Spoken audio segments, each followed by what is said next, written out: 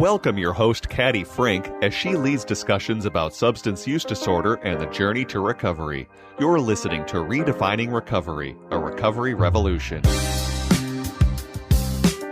Okay. Hello, folks. Welcome to Redefining Recovery, a recovery revolution. We got a little new bumper music coming in there. So we're just all kind of getting used to that. So, hi, my name is Caddy.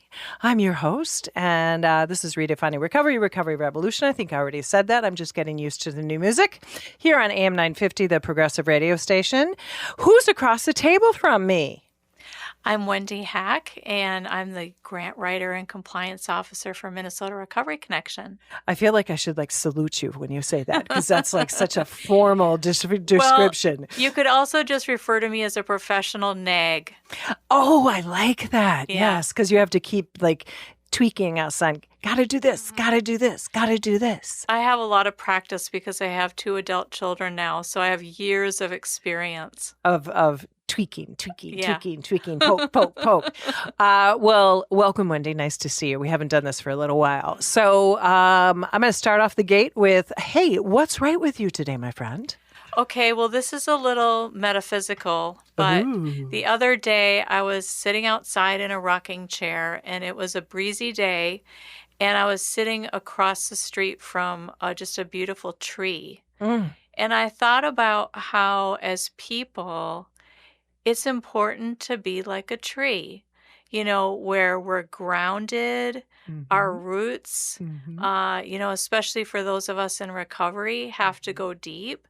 But then, we all encounter breezes, we all encounter storms, and our branches and our body has to be a little bit flexible sometimes just to be able to cope with those things. So I'd say I'm trying to be like a tree. Nice. Well, and now what I want to add to that, and that is trees are always growing as well. So as people in recovery, I think that's really, we have to stay grounded. We got to take care of Mother Earth. Oh, I like that. Metaphysical. That's great. Yeah. I enjoy my recovery. I've been in recovery for 30 years now. And, wow. And I love being a senior in recovery, too. I just recently...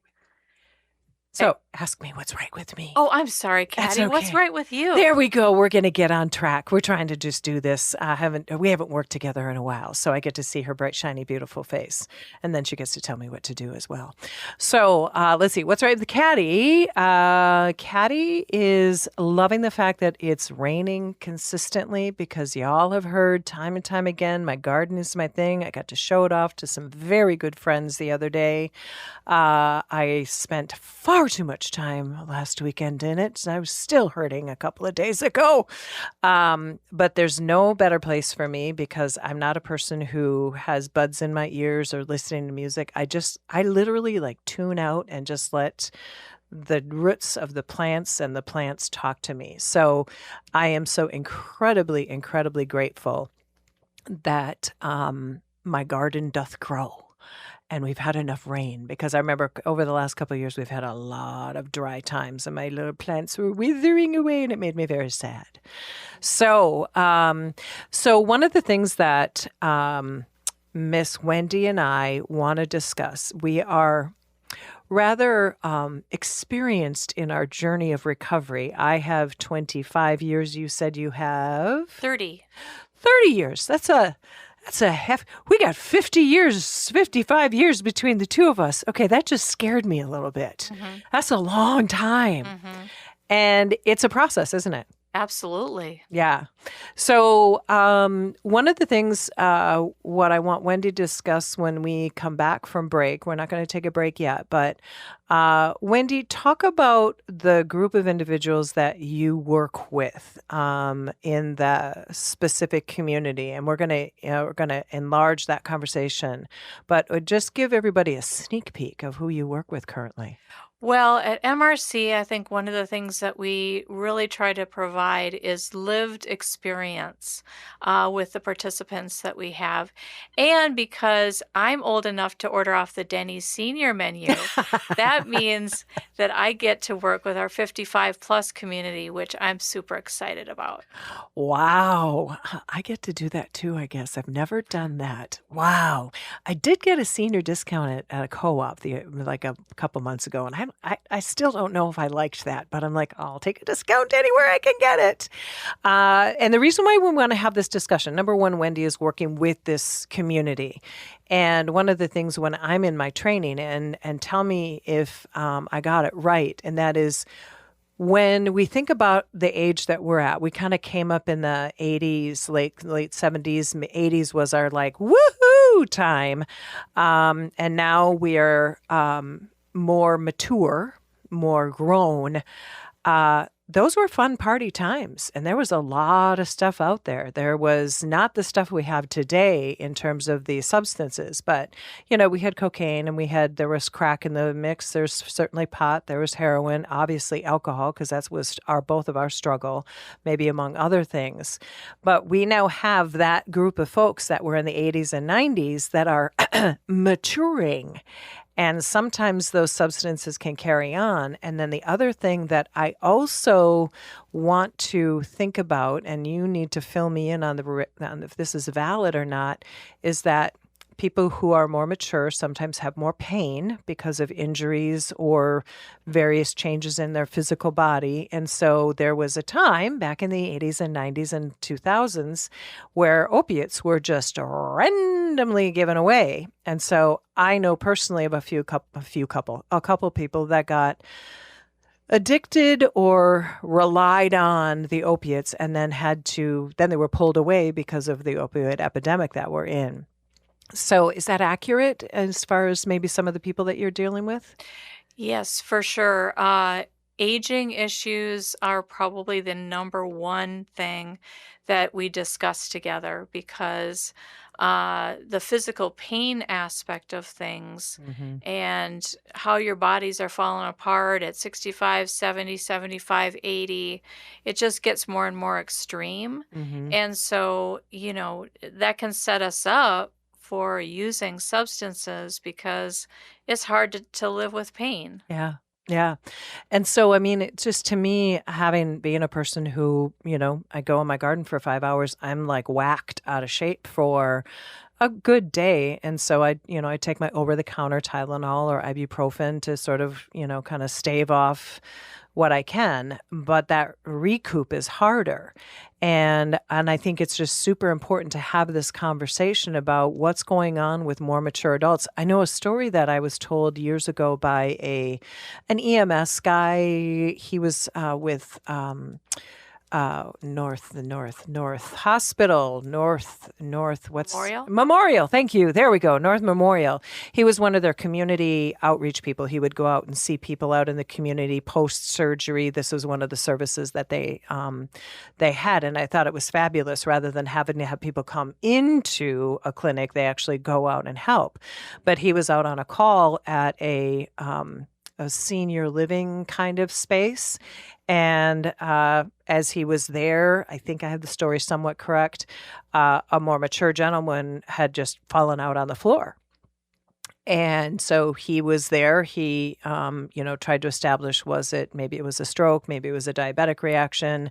Seemed as though that wasn't it, but he was unconscious. And he thought, you know what I'm going to do? I'm just going to hit him with some Narcan. Sure enough, that brought him back immediately. He had in some way, somehow, some form overdosed. And this was a senior. This was somebody 70 plus, if I remember the story correctly. And so I really want people to remember that opiates and the opioid epidemic isn't a young kid thing. It's an everybody thing. I hear enough adults that are talking about them still trying to get off fentanyl, still trying to get off some of the synthetic opiates that are out there. So we have to just remember that addiction doesn't really care how old you are. for sure. And then there's also alcohol that we'll have a long discussion about. But that's going to be the topic of the day, is how Wendy works with this community and maybe how we can help recognize what's going on with certain individuals, or just kind of turn on the lights. So here's our new music coming in. It sounds very kind of relaxed and go get it. So thank you for listening to Redefining Recovery, Recovery Revolution here on AM 950. I'm with Wendy Hack. Woohoo! So have something to sip on that is non-alcoholic, preferably, and come back and listen to us. We'll see you on the other side. Thank you.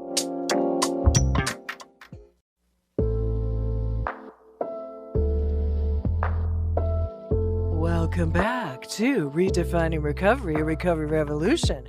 We've got some new music here coming in. Yes, we've had to do some change up on some music just because some of the things that happen in the great radio world, we can't have music that has been played by other artists. So we want to respect those ground rules. So Redefining Recovery, Recovery Revolution. Sorry, y'all, the music is kind of getting me flipped out because I'm not used to this new stuff. So I'm here with Wendy Hack. And you are? I am a certified peer recovery specialist, and I also work at MRC as the grant writer and compliance officer. So Minnesota Recovery Connection is big enough and small enough that we need to have somebody like Wendy who can come in and do like many different jobs. It's fun. Just like we all do. So coming back, we're going to be talking about seniors. And so what Wendy just told me is that she is working, not just seniors, but the senior community. She is currently working with 9 individuals as a certified peer recovery specialist. And so why don't you give us maybe a broad picture about what are some of the things that you're encountering in the substances and the situations that you're seeing? Mm-hmm. Well, I service participants who primarily participate in Senior Recovery Center. And Senior Recovery Center is one of the few organizations in the Twin Cities that caters directly to seniors. Define senior. What's the age there that they're working with primarily? 55 plus. 55 plus, okay. Yeah. And they're located in St. Paul at 200 Plato Boulevard. And I think one of the biggest things that they love about that is that they get to be with their peers.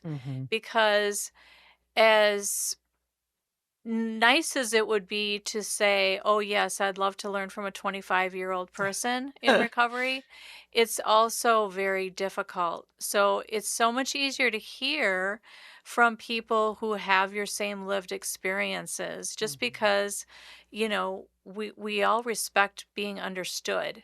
And if you don't have that life experience, it's really hard to be able to communicate that. Let me add one thing. This is something that's come up for me when I'm doing the training for peer recovery specialists. It's my primary thing that I do at Minnesota Recovery Connection. And I have had to make sure that I am tuned into people who are even 30 and 40 because their substance use experience is very different from mine. And I really admire what you just said about and that's the whole essence of peer-to-peer services, is that somebody that has either a similar lived experience, nothing's ever going to be the same. It can be samer, but it's never going to be the same. But that's what you're saying is so important, and that is you've got somebody who's got more, what's the term that we're using? More maturity. That's like the bad word. More seasons behind them. That's what I really like. And so when the seasons can be shared, it really does make a relationship and an understanding come together. And personally, I've had to really sort of engage with folks that are younger than me and say, tell me more about what's going on. I cannot live in that same space. I understand addiction. So what you said, I just think is so important. That peer-to-peer service, it really makes a difference, particularly when you're talking about somebody with more seasons. It really does. And, you know, some of my folks, there's a participant, and she's been through treatment 14 or 15 times. Wow. When you've gone through treatment that many times, it's pretty easy to believe the lie that you're never going to get sober. I imagine. You know, and so I really respect and appreciate that some of these folks are, you know, in quarter 4 their game of life, and they are willing to be able to give up their substances and try something different. I think the other thing is that you know, when you have had that long of a time, you also have drinking buddies that go back decades, Yeah. right? So, when you're trying to get sober and saying, I need a new friend group, in one meeting that I was at, recovery meeting there at the Senior Recovery Center, we asked the participants, what's the number one thing that you deal with that's a hindrance to your recovery? And they said loneliness, you know? Wow. I mean, it makes so much sense when you have I love that fourth quarter. When you're in that fourth quarter and you've established all these relationships, long-term relationships, as well as long-term habits. And then all of a sudden to say, I got to leave or I've got to change that relationship with all those people. That is such an important thing because people would be lonely. I mean, people who are younger, who are having to leave communities that they've been involved with. I mean, it works on the spectrum all over, but kind of the younger you are, the more adaptable you are. And not that we aren't in this fourth quarter, but it's definitely harder. So what's the resolve to that, or what's the words of inspiration you give? Well, I think, we talked about activities that you can do and ways to, connect with your community, with neighbors, places like Recovery Frogtown. Mm-hmm. But also, I think people really try to utilize the groups there, and I would say, on the whole, they're pretty good about contacting one another. Okay. Every month, at the end of the month, which I always am sure to attend, is their potluck. Ooh, Yeah, and so those are great. you got to have some I good know. food. I never miss it, pretty much. No. Yeah, so we enjoy that. But like today, they're going on an outing and they're all going fishing together. So I think it's just, they're trying to build those friendships within the recovery circle to make that loneliness aspect, less, Yeah. which is good. And I was so proud of one of my participants. She's 80 years old. It pains her to cook a holiday meal. Hmm. But she was like, you know what? I'm going to have so and so over from our group because none of his family is here in the state, Oh, and wow. I'm going to cook for him. And, to see that kind of love and devotion for other people in their recovery, I think is just phenomenal. Wow. You know, it all comes down to, when we talk about our name, Minnesota Recovery Connection. Really, the best way that you're going to recover is building community and having connections with people. I'm going to make a slight turn. What are the substances that you are seeing these individuals struggle with? What does that look like? For them, pretty much primarily alcohol. Okay. Mhm. Which makes a lot of sense based Right. on age. Did any of them dabble in any of the other stuff that we mentioned? A little bit, but it's been primarily alcohol is a substance of choice there. Okay. And then what about opiates for pain and thing? Has anybody ever had any issues that you've been made aware of, I guess? Yeah, that's definitely something that we talk about because, it's just a pretty common occurrence that somebody's going to have a hip surgery or they have a knee surgery or they have a hernia surgery, and it's just like, then how are you going to cope with that Mm-hmm. when you get out? Mm-hmm. What are your choices? What are your options? And so that's something that they discuss with their doctor. But, I'm there to support them being able to get through this and say, you know what? I think all I can do is take some Tylenol, Mm-hmm. or take some ibuprofen Mm-hmm. because they know their limits with those kinds of things. Wow. When you talk about the participant that went through 14 treatments, one of the things that, ironically, a very mature person years ago when I was up in St. Cloud, I think he had been through, I'm forgetting the number now, but it was in the 20s. He had been through 20 some treatment programs. And he was a little downtrodden about that, like, yeah, I've been to this many treatments. And I said, you know what? I look at you with an entirely different perspective, friend, and that is how bad did you want recovery that you kept working at it? To me, that is an applause rather than just giving up. Right. You know, it really is. It's like, look at you. Because no doubt, somewhere along the line of this individual that you have that's been to 14, they picked up little things along the way. But then when you have more seasons, you're in that fourth quarter, there's a lot of things that can get in the way of sustaining your recovery because the pain or the disappointment or the family loss or spousal loss or disease that's hit, you just kind of say, I'm just gonna, cause I'm old. You could use that excuse, I'd imagine. Yeah, some of them, they've been told by their doctors, if you drink, you're going to die. That's a It's clear message. it's very humbling to me because one of my participants is 2 years older than myself, and he's dealing with pancreatitis and failing kidneys and a failing liver. Mm, And he's one of those folks that have been told, you're going to die if you drink. And what's humbling about that is that that could be me. yeah, If I had continued to drink, frankly, I don't think I would be alive because I neither would would have I. accidentally overdosed. But just the resolve then that it takes to just say, okay, I have these conditions. They're they're a result of choices that I've made. I have to live with that, but I'm going to choose to get sober for my family and, all of the other rewards of recovery that we know that are there. Yeah.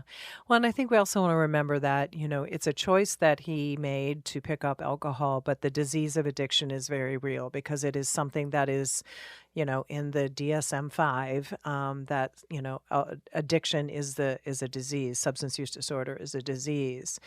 And I would imagine that's kind of a message that is probably potentially maybe a little bit hard with individuals that you're working with where they've probably beaten themselves up for so many years for using substances and having consequences. I imagine there's a couple DWIs that have happened with individuals and a lot of activities they might not want to admit to, but that you are not necessarily the fault of this. It also is there's a genetic component, and what can we do to build you up and say, you're doing the best that you can, and now you got to deal with what this has brought to you at this stage of your life. But I commend that man for saying, I'm going to be around for my family because that's important. Hmm. Does his family support him as best you know? Absolutely. Mm. His You should see the smile on her face right now, folks. Yeah, Yeah. I'm just so proud of him because right now he has about 18 months Mm. of sobriety, and some of his physical conditions are turning around. So just even that amount of time for your body to heal and Mhm. recovery, that it's it's possible. Mhm. And I think that's the thing that just impresses me so much about working with this age bracket Mhm. is, they've fallen down many times, but they're still getting up. And that's the most important thing. Wow. Falling down but getting up. There's one story too that so one of my favorite participants, I mean, he was always on time, always like really professional, kept in shape, was really, really going for it, Mm. really attacking recovery. And one session, he didn't show. Mm. And so I thought, well, that's strange. So I texted him and, are you coming? And his wife called me the next day and said, I hate to inform you of this, but your client dropped dead of a heart attack, Oh. on Friday. But the good thing is that the last year of his Mm. life, he was sober. Oh. His kids knew him sober, his Mm. wife knew him sober, and he is 59 years old, you know? And Wow. none of us know how much time we're going to have. Mhm. I think the thing that that kind of especially broke me up about this is he and his wife were talking about next steps. What are they going to do in retirement? Now they're empty nesters, and how is this golden age of their life going to go? And just to have that stolen, but yet have the last years be good memories for Yeah. his wife and his kids. That that building things back up and reconnecting with people. And I think, if there's a message to come out of this, regardless of what age you are, what substance you're on, is that we lose so many connections when we're lost in our substance use, when we're lost in our addiction. We're scared to talk to people. We're ashamed of what we've done. We don't want to be around people because we're afraid of the judgment and the you shoulds and here's how you're going to get fixed. But to your point, here's an individual who got his recovery on track and had a great quality of life for a period of time.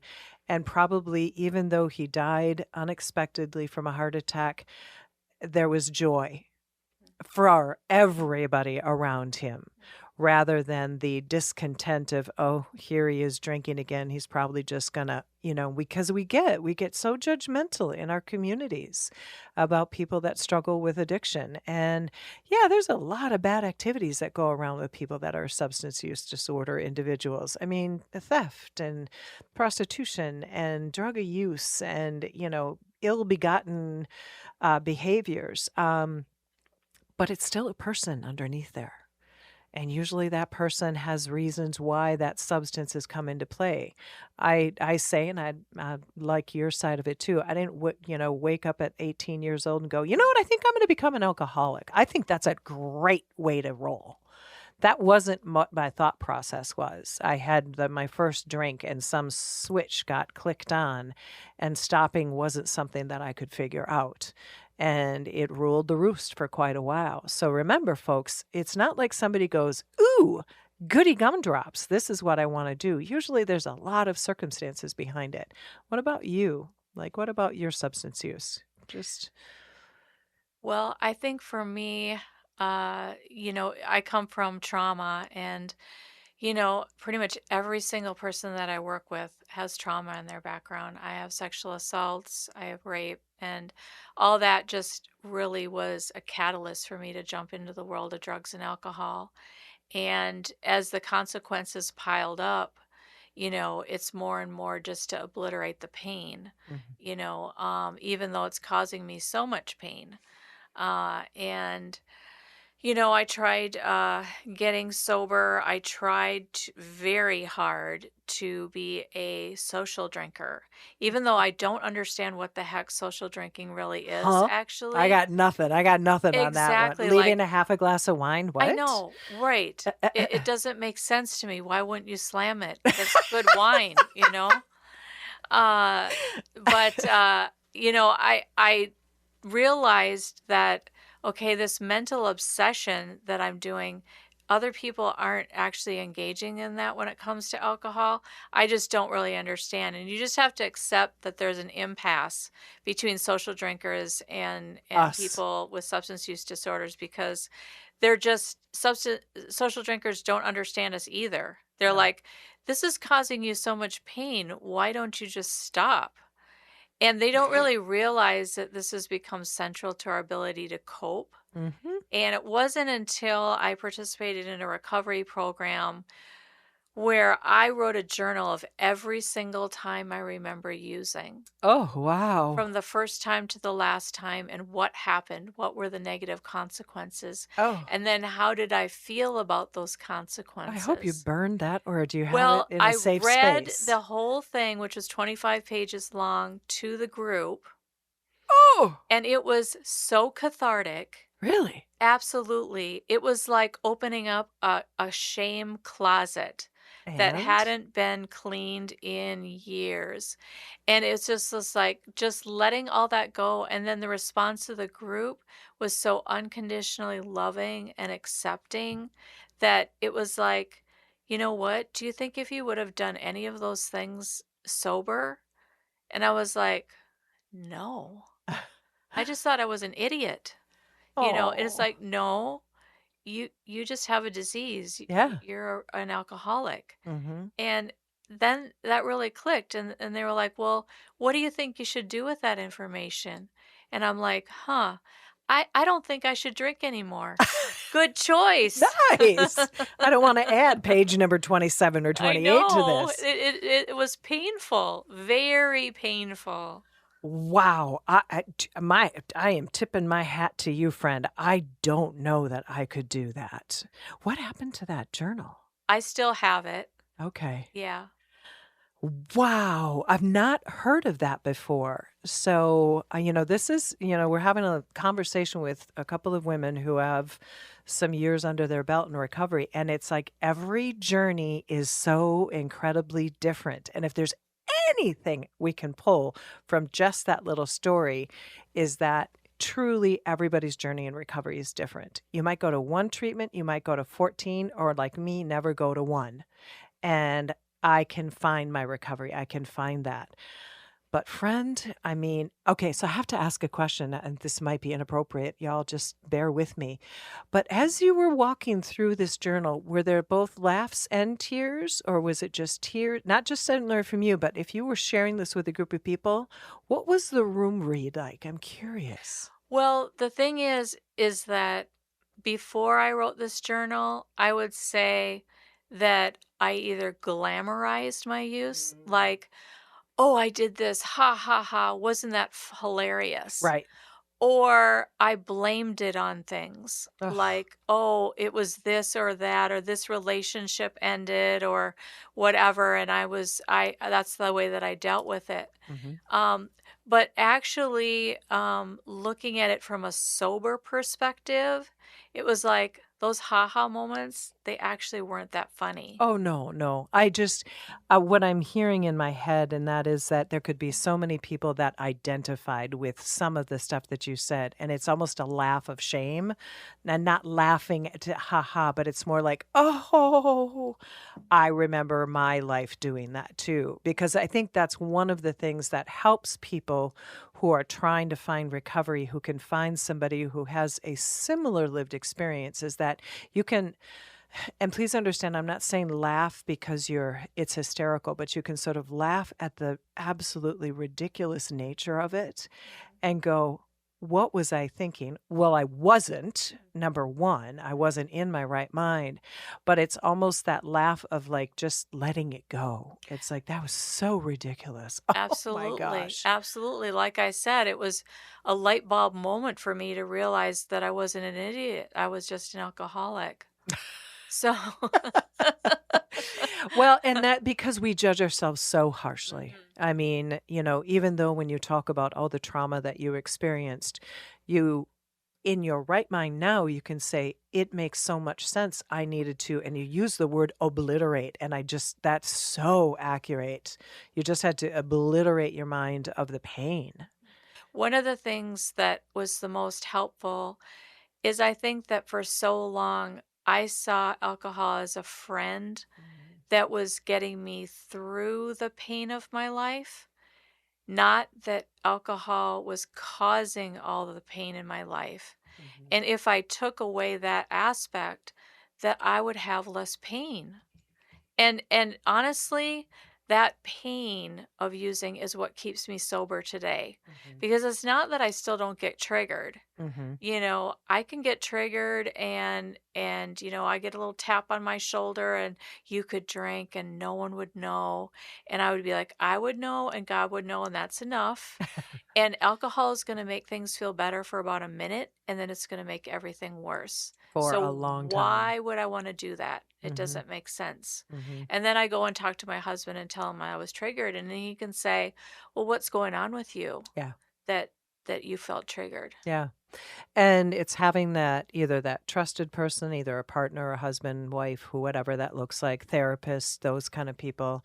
And then as well as what we have at Minnesota Recovery Connection, which is, people who have similar lived experience that we can, and sometimes it's easier to talk to somebody who is not in your midst, a completely, what's the word I'm looking for? Completely outside your box of humans, because they don't know what they don't know. And so what you get to do is be that whole person to them right there in that moment in time. And they are the family members or the friends or the associates that they still remember all that stuff we did. And I think that's where I've learned a lot about myself, where having people that just see you as a person in recovery and a person who struggled with a bunch of stuff, they see the true you. Those people that saw us back in the day, they still love us and they're really happy we're sober or we're in recovery. But the fact is that they have to blend two worlds, and sometimes that gets complicated. So we're going to take our last break. We'll come back and we're going to, I don't know exactly how we're going to tie this one up, but we're going to tie it up in a pretty bow. And thank you for listening to Redefining Recovery, Recovery Revolution, brought to you by Minnesota Recovery Connection. I'm sitting here with Wendy Hack. And this is Caddy Frink. We'll catch you on the other side. Thank you.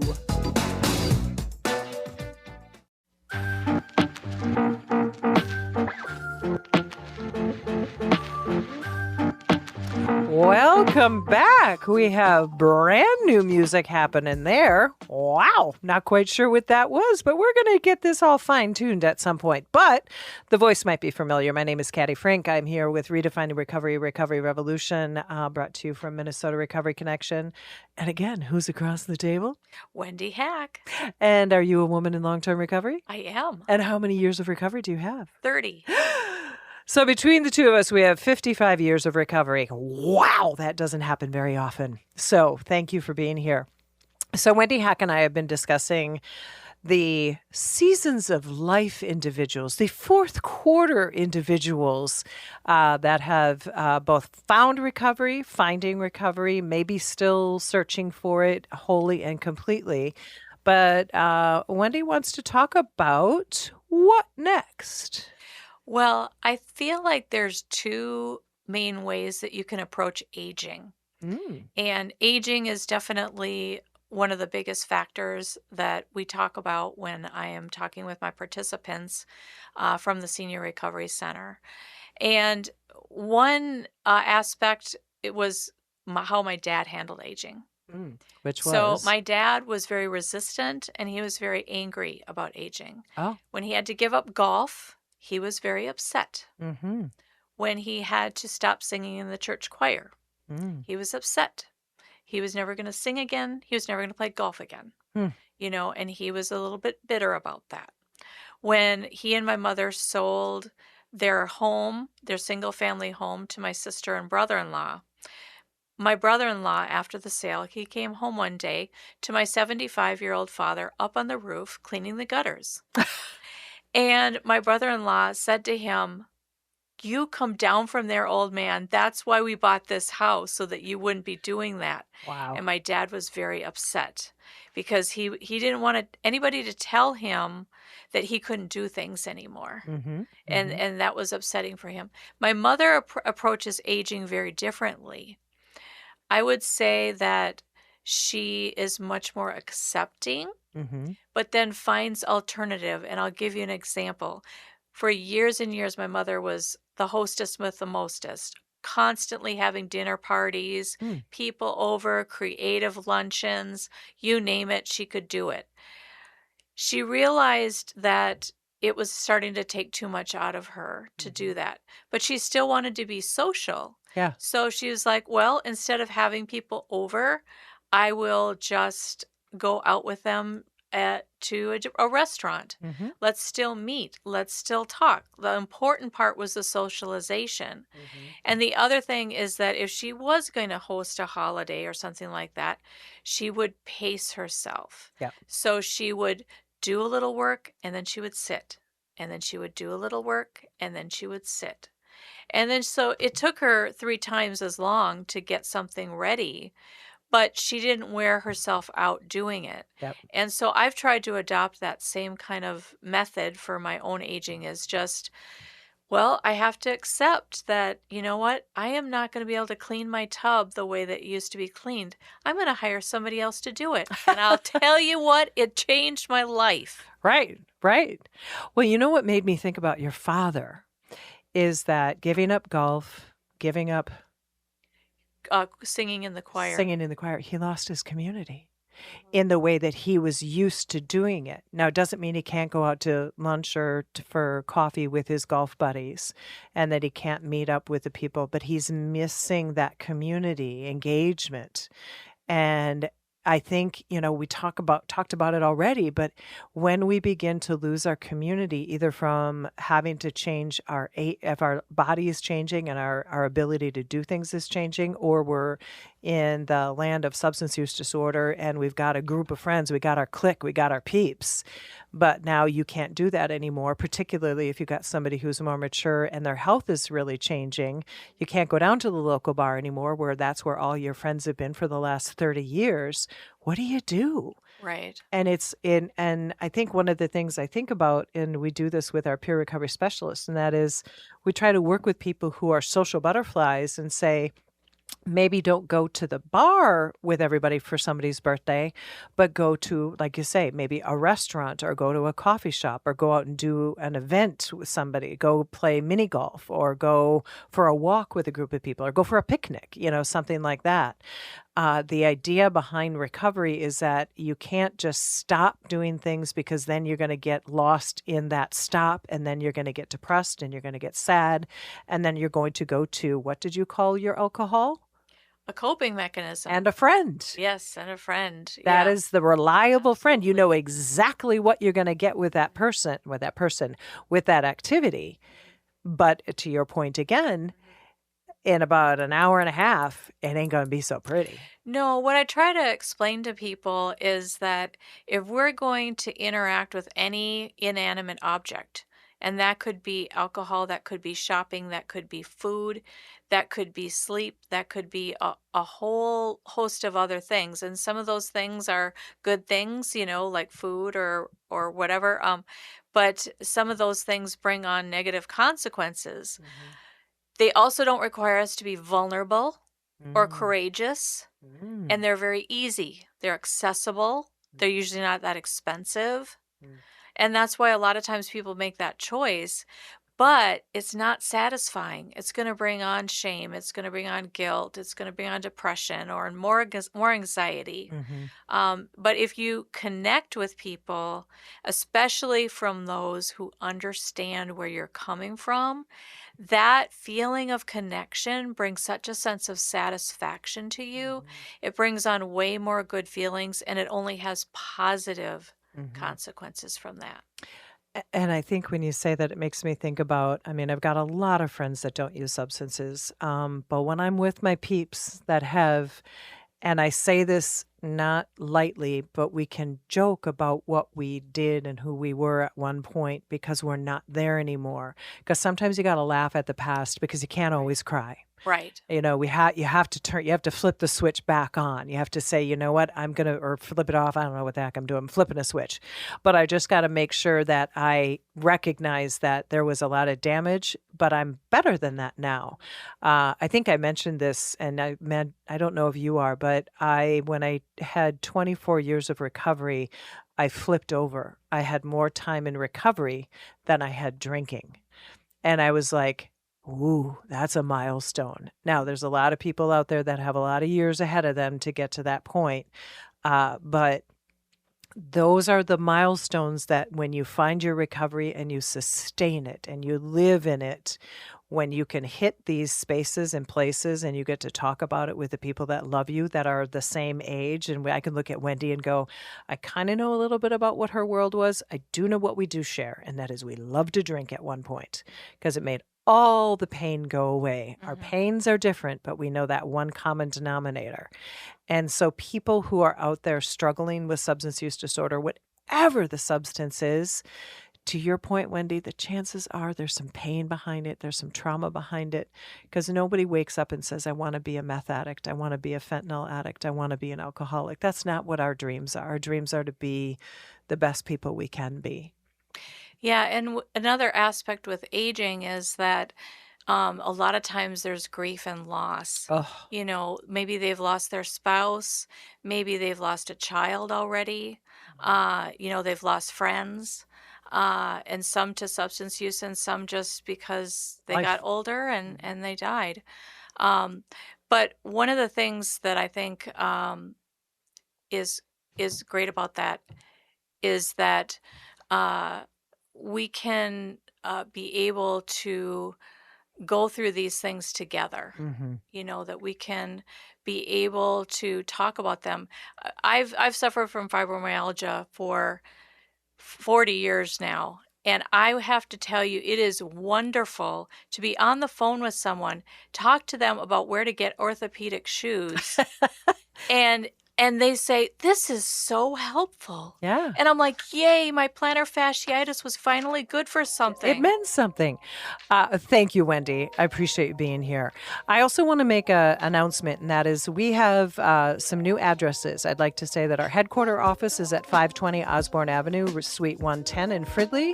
And we have an office on 4009 East Lake Street, Minneapolis, 55406.